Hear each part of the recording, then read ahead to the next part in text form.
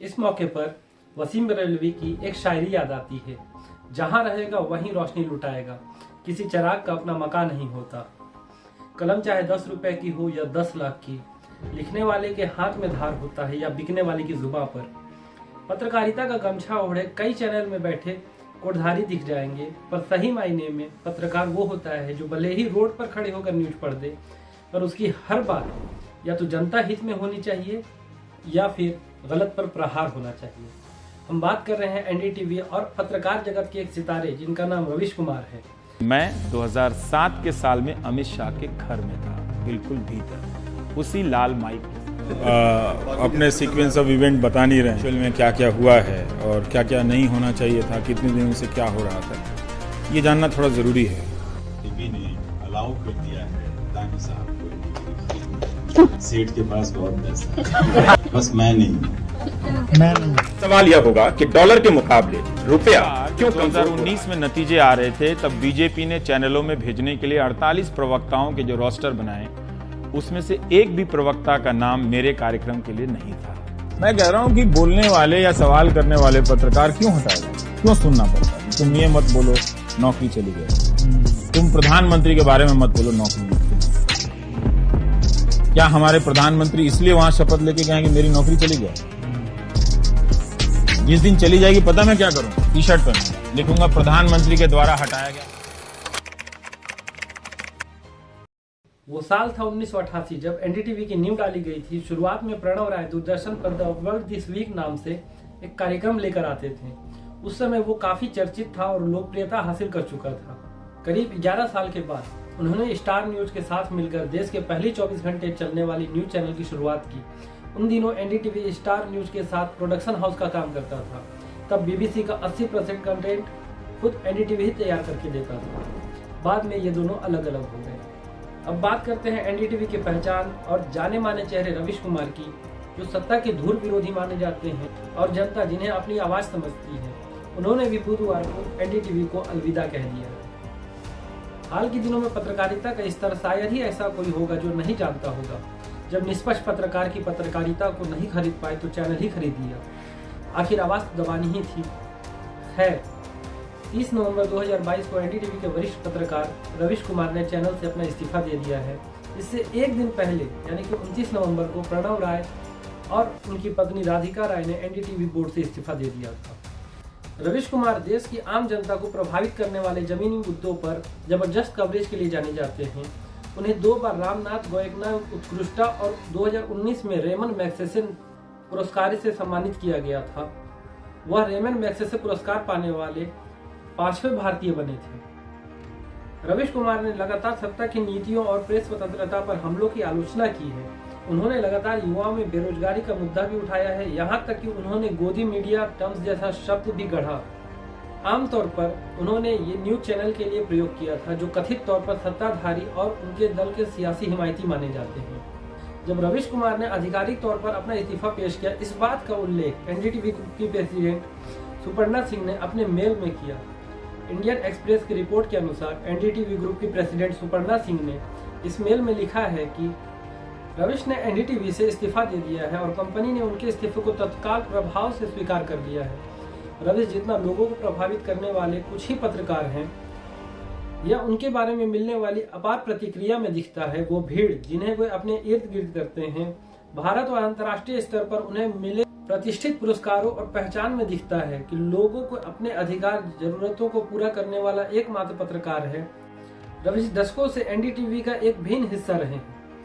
उनका योगदान बहुत अधिक रहा है। हम जानते हैं कि वह एक नई शुरुआत कर रहे हैं और वे बेहद सफल भी होंगे। उल्लेखनीय है कि अडानी समूह ने आरआरपीआर का अधिग्रहण कर लिया था। आरआरपीआर के पास एनडीटीवी की 29.18% हिस्सेदारी है। हालांकि राय दंपति के पास प्रवर्तक रूप से एनडीटीवी में अब भी 32.26% हिस्सेदारी है और उन्होंने समाचार चैनल के निदेशक मंडल से इस्तीफा नहीं दिया है। आपको बता दें कि वीसीपीएल के अधिग्रहण के बाद अडानी समूह की ओर से एनडीटीवी में 26% हिस्सेदारी खरीदने के लिए पूरी खुली पेशकश लाई गई थी। यह पेशकश 22 नवंबर को खुली है और 5 दिसंबर को बंद हो जाएगी। अभी तक इस पेशकश को कुल आकार पर 53.27 लाख या 1/3 शेयरों का प्रस्ताव मिला है। हालांकि खुली पेशकश में शेयरों का मूल्य एनडीटीवी के शेयर के मौजूदा भाव से काफी कम है, जबकि बीएसई पर एनडीटीवी का शेयर 5% की बढ़त के साथ 447.70 रुपए प्रति कारोबार कर रहा है। वहीं खुली पेशकश में 294 रुपए प्रति शेयर के मूल्य पर की गई है। अडानी समूह का प्रयास एनडीटीवी के अल्पांश शेयर धारकों से 1.67 करोड़ शेयर या 26% हिस्सेदारी खरीदने का है। खुली पेशकश सफल होने के बाद अडानी समूह की समाचार चैनल में 55% से अधिक की नियंत्रित हिस्सेदारी हो जाएगी और जो संजय पुगलिया अडानी समूह के मीडिया कारोबार के सीईओ हैं, वो संभवतः या राय दंपति को चैनल के बोर्ड से बाहर करने का ही प्रयास करेगा।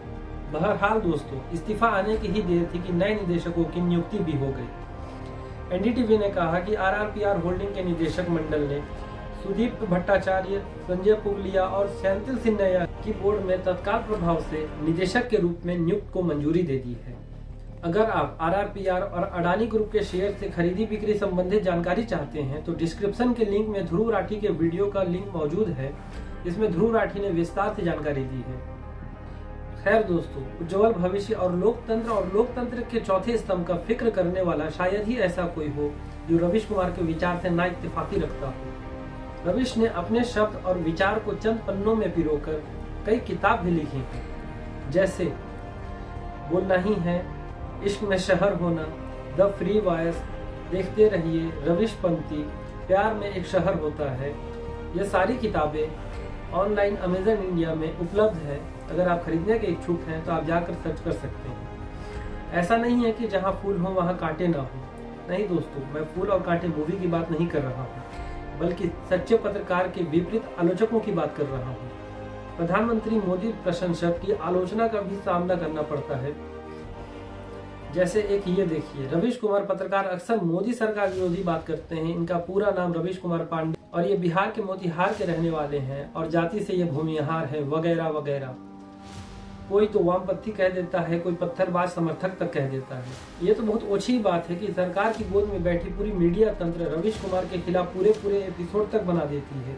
लगभग सभी प्रसिद्ध गोदी पत्रकार अपने सोशल मीडिया हैंडल से रवीश कुमार के खिलाफ लिखते हैं। सत्ताधारियों ने तो पूरी ट्रोल आर्मी लगा चुकी है इनके खिलाफ। इसके बाद भी रवीश कुमार की लोकप्रियता में कभी कमी नहीं आई है। यहाँ तक कि उनके द्वारा बोले गए शब्द तो बाकायदा प्रसिद्धि और आम भाषा में प्रयोग होते हैं, जैसे व्हाट्सएप यूनिवर्सिटी, गोदी मीडिया, परिधान मंत्री। एक और खास बात रही, रवीश कुमार में उनके शो में जाने वाले सत्ताधारी पार्टी के एक भी लोगों ने हिम्मत नहीं दिखाई। बुधवार के दिन इंडिया में रवीश कुमार नंबर 1 पर ट्रेंड करता रहा और लोगों ने निष्पक्ष पत्रकारिता के युग की समाप्ति तक लिख दिया। व्हाट्सएप यूनिवर्सिटी के छात्रों के अलावा लगभग सभी के लिए वो बुरा दिन रहा। एक तरह की निराशा के बाद रवीश कुमार के उज्जवल भविष्य की कामनाएं जरूर की गई। रवीश कुमार के सभी न्यूज पाने के लिए रवीश कुमार के ऑफिशियल यूट्यूब चैनल के लिंक मैं डिस्क्रिप्शन बॉक्स में दे रहा हूँ। आप उन्हें सब्सक्राइब कर लीजिए और उनके बेल आइकन के नोटिफिकेशन को ऑन कर लीजिए। रवीश कुमार सर के फैंस के लिए रवीश कुमार की आवाज में उनकी एक कविता पेश कर रहा हूँ, उसको जरूर देखिएगा।